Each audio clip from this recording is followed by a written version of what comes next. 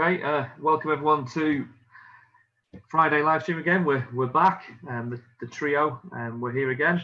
And we're now a month out of lockdown, and where we've been able to do business again. And I think it's been a really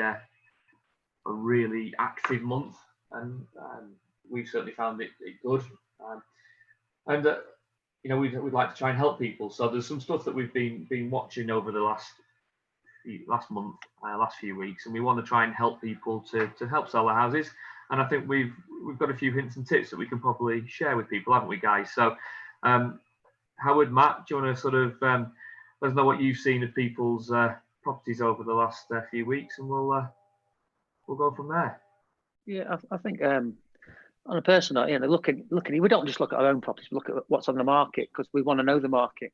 And by doing so as well, obviously we can look at, which we do, go through and look at other properties are presented. And I think some people out there, maybe through lack of guidance by maybe their estate agent, or maybe they've not, thought about it themselves to have an initiative. But some of the photographs I've noticed that are knocking around now on properties that are sticking have been exactly the same for a long time, as in for the last 3 or 4 months, because of this lockdown. Not just the same photographs from the same angle and the same, possibly in all of them, same dullness, but even on the properties that have decent photographs, they're in the same order. So I think maybe there's an opportunity to take new photographs off your properties, maybe from outside, from different angles. One of the other things that I've looked at doing when I've spoken to my vendors is, as well, which maybe you can speak to your vendor about, or even take your photograph yourself, is take photographs of your property at different times of the day. I've looked at some properties we've done that have worked well with a nice photograph kind of in the evening time as well, so not just with the bright blue sky. So really, Kevin, just looking around, I think that's a good one. People have missed opportunities to maybe rejig the photographs around, maybe take some new photographs to freshen it up, because people are still out there looking. Yeah, well, gardens have changed a lot, haven't they? So if you're very much so, if you're in the last 3 months, if you had your property on before we went into lockdown completely, so back in March, your property pictures would have been of really early spring, potentially even the end of winter. Yeah, exactly. Yeah, a lot's happened to gardens since then, and a lot of people have got in really good order, because of course they've been off attending. I was just going to say as well, there's quite a few vendors that I've had talking to myself, and they've used the opportunity while they were in lockdown, and a lot of people have, to be fair, of rejigging the property inside, as in moving furniture around, painting, decorating. And I've been back to property since and looked, and it's totally different to what they were when I took the photographs. So we've taken new photographs on the back of that as well. And to be fair, it refreshes it up on Rightmove. So if you've done that with your own property, or you've done your garden, and the photographs, like Kevin alluded to saying then, are like they were coming out of winter, and the dull and the grey, and the grass isn't freshly cut, and there's no flowers out, speak to your estate agent, take some pictures yourself and send them in. Maybe ring them up and say, if you've not been contacted, ring your estate agent up and tell them, we've repainted it, we've moved some furniture around. Would it be worth you coming around and taking some new photographs? Yeah, without shadow. We've just had one. I think I saw an email come in earlier, Matt. One of our vendors had taken a new picture, because the sun was the right way around, or a better way around from that, when we were actually at the property taking the photo. So she supplied one direct to us, hasn't she? So everyone should be doing that. Definitely, if you've got a better picture than what your agent has, then get it sent over. Your agent, we're not perfect, and we try to do as well as we can. But you've got a better picture, by all means, get it sent in. Say you want it on, and I'm sure your agent will sort that. We all want the same result at the end of the day, don't we? So we want the same result as the sellers, the vendors. To get sold, and you guys out there on the market with other estate agents, they'll have the same feelings as well. They want to help you when it gets sold. So, like you said, Kevin, if you've taken a couple of photographs, we can just email them in anyway. They can be digitally sent in, so it doesn't take much time to do. Good idea. I think for me, what I see when I look at everything else and what other people need to do from other agents' perspective, and also for clients' perspective, I think what you need to focus on is your USP, so your unique selling point. So if you've got a south-facing garden, if you've got that new cymatic kitchen, in all honesty, what we try to do here at Lancashire Estates is if you've got a 1930s semi, great, you know, not saying there's anything wrong with that property and it doesn't look beautiful, but chances are, for example, around Morecambe and Lancaster, there's loads of 1930 semis. So why not show off the individual item that you've got in the house that's going to really attract that buyer in? I also think when I read up some, you know, I look at Rightmove, I look at comparables, I see what else is going on the market. I do every day, guess it's our job. I see some properties that go on the market and the description might as well be a Charles Dickens novel. It's giving out kind of too much information. You're giving the client too much to see. You're giving them too much info. It's info overload. What you want to do is give them a brief snippet, and it's the same with the pictures. I saw a property the other day on with another agent. It was a 4-bed detached. It had 28 pictures on. Yeah. 28 pictures. It's well too much. There is literally nothing for the viewer to come and see because they think they've seen everything and it's not for them. Whereas if you have, for example, less than half that, maybe 12 pictures most of the most practical and most attractive rooms in your house, you're going to drag that prospective buyer in to go, I want to see more. Or better yet, they'll ring us and go, how come there's only that many pictures on? Is there something that I haven't seen? Oh, yeah, great, Mr. and Mrs. Jones. Actually, behind that cymatic kitchen is a huge utility room that we wanted. You know, we want people to come and see that. Or the master bedroom, you know, it's things like that. They'll ring us, and it's our job as the agent to then get them through that door. But, yeah, I see so much where I think, you know, and let's face it, I'd say most people now, they don't want to read all that text. They've only got a short amount of time, and you've got that short amount of time to impress that client. They don't want to spend it reading everything. They want to see pictures. They want to see what looks good. They want to read a brief text that's going to tell them a brief summary about that house of what it's got. And if you've got a virtual tour, great, because they'll hop on that virtual tour, and that is where they'll spend the time.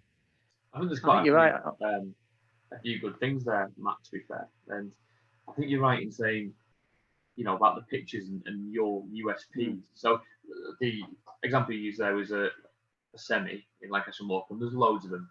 From the outside, they all look the same generally. Yep. You know? So if every single house has got the front of their house as the main picture, what differentiates yours, for instance, from another? Exactly. Whereas if you've got a beautiful kitchen diner at the back of your house, why wouldn't that be the first picture? Because that is what people will see, and that's the lifestyle people think, well, heck, I could see myself with the kids, with the family, at parties, whatever it may be, in that kitchen diner, but they're not going to get that from the front of the house because, well, the 10 other ones that are on also look the same. Yep, exactly. I mean, you're selling a lifestyle at the same time, aren't you? I mean, your house could look absolutely stunning. And we're not saying don't put the front picture of your house on, because we do. We just don't put it as your main picture because, you know, as Kevin just rightly said, every house could look the same. You know, what you're selling is yeah, Matthew, you're right. Both you two are right. But we're speaking from experience. We know that. We know actually works. You're all right. If they're flicking through the same price bracket, and like you say, to reiterate what both of you two say, you've got the front of the house all the time. You want to get something to catch their eye, because they'll just flick through it. Whereas if you've got a fantastic open plan kitchen dining room, they'll home in on it and they'll click on it, and we've got a better chance of them finding out more information on it and for them to contact us to arrange it. Funny you should say, Matthew, what you said about the text. I was reading the other day on one of these property websites that it was 80% of people who have been spoken to fed up off the text that estate agents that write down, because, like you said, it was good what you said, a novel, but that's what it all is. It becomes boring to them. They'd want to find out first of the price. They want to see the photographs, and they want to see ideally a floor plan. Virtual tour. We used to do the 360. We still do. We've got the virtual tour now as well. That's what it goes to. The other thing is, as well, is you took some photographs, and you said 74% of people were disappointed by the photographs that were taken.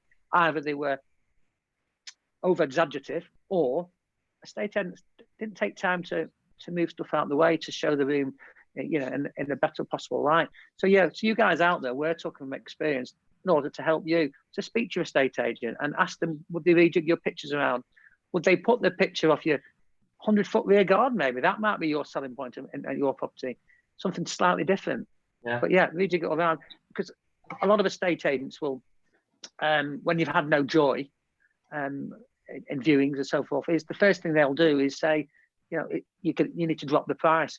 No, is there something that can be done about the marketing, which is what we've just discussed, to try and help you before you look at altering the price? Because it might be just that the people aren't seeing that kitchen dining room that you discussed, Matthew. They're not seeing those features that you discussed, Kevin. So doing that to try and revamp things might just get people through the door. So let's look at the marketing first before you alter prices. And I know we want to talk a bit about price reductions as well, guys.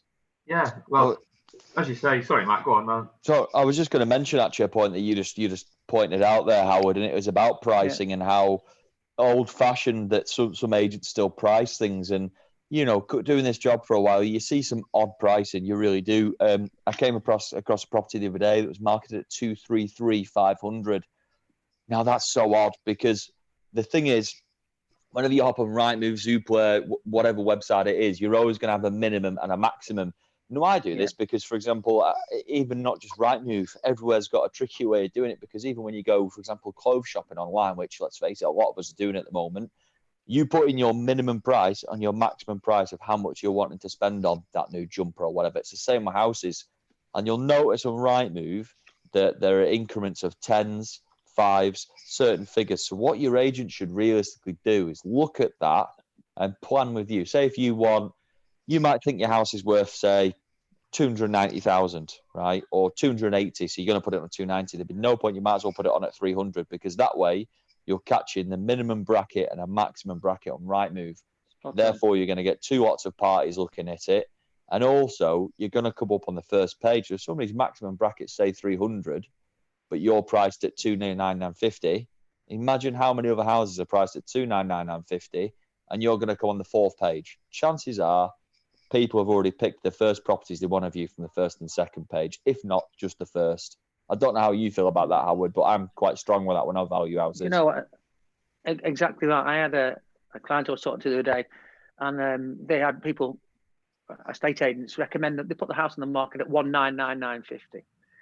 And because everyone seems to think, and don't get me wrong, years ago, in 23, 24 years of doing this job, I used to think that way as well. So it's just, touching on that, you never stop learning in this game. You never stop learning in life. But it was 199,950. And I said, yeah, we can go with that, but let's place it at 200. Well, do you think 200 is a bit high? Well, no, it's not. And I explained the same reason what you said. In those increments on Rightmove, and look at it out there. So you guys look at it when you're putting your house on the market, what the increments, what the search brackets are, is what Matthew alluded to.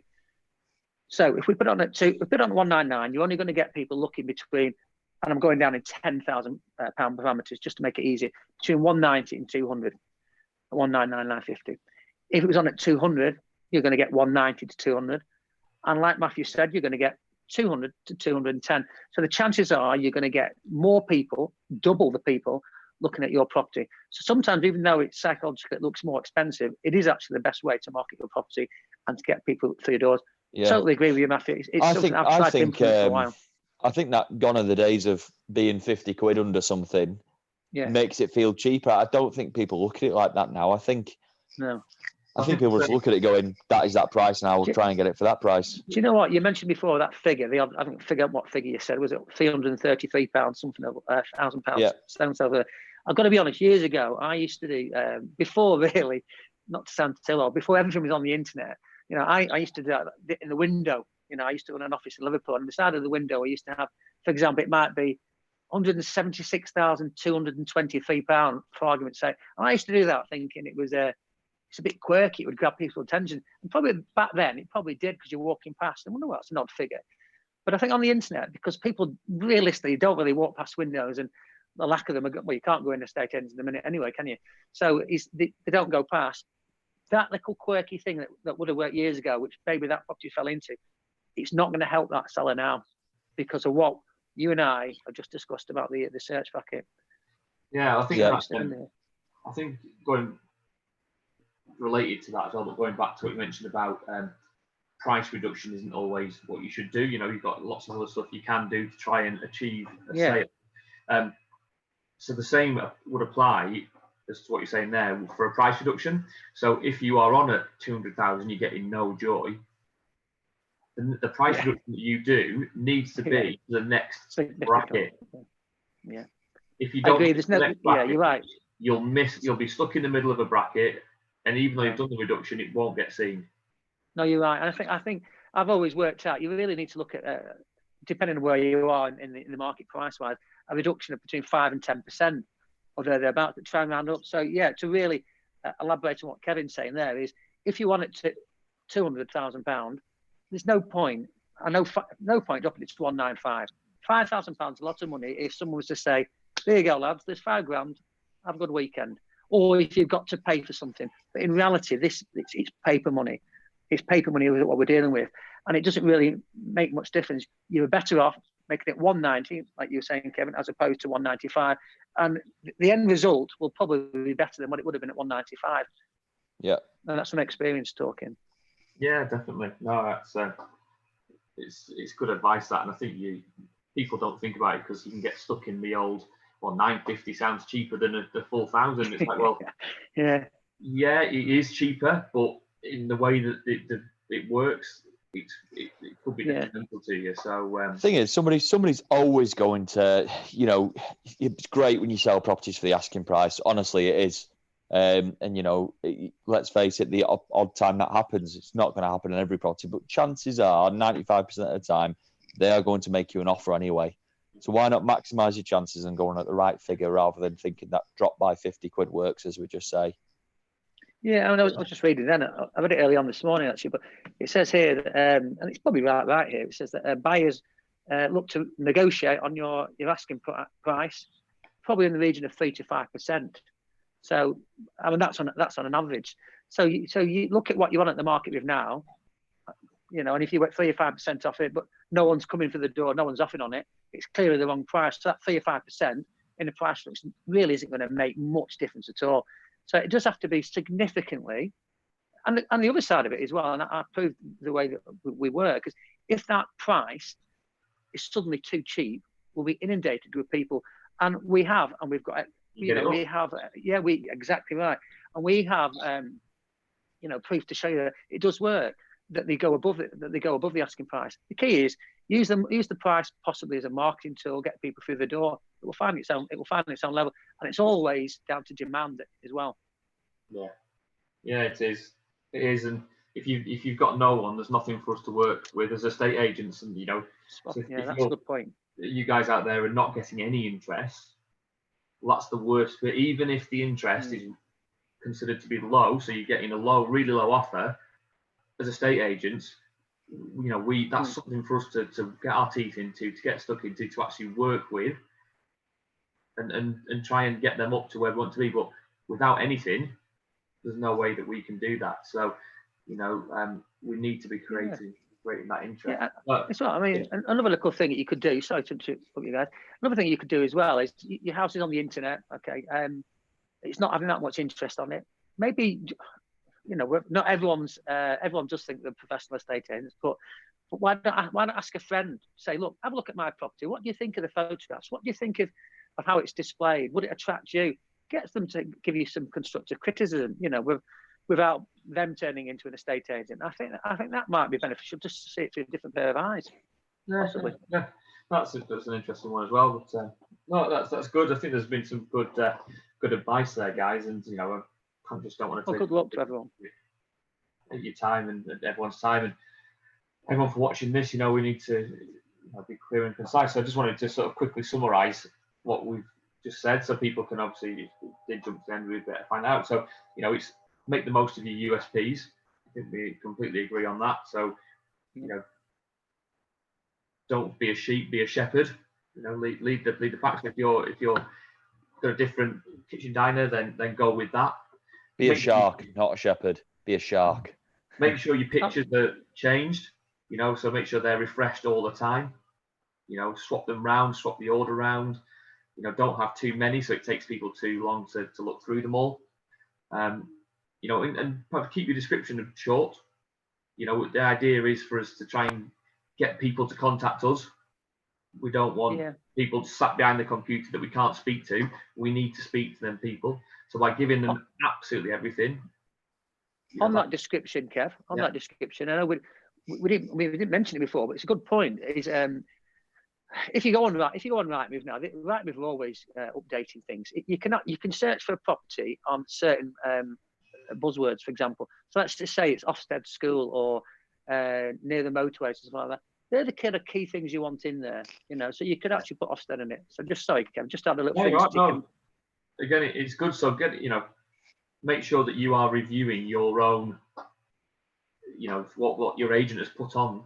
Review it, and if you think there could be something in there, have a chat with them. It might be that they've done their marketing in a certain way, and I'm sure they'll explain to you why they've done that. But there are certain, let's say, keywords to get in there. Make sure your prices are on zeros. Don't get stuck into this 950, 500, 999 mark, wherever it may be. Give it a full price and make sure that you're in the brackets. So you're at the top of the bracket that your price should be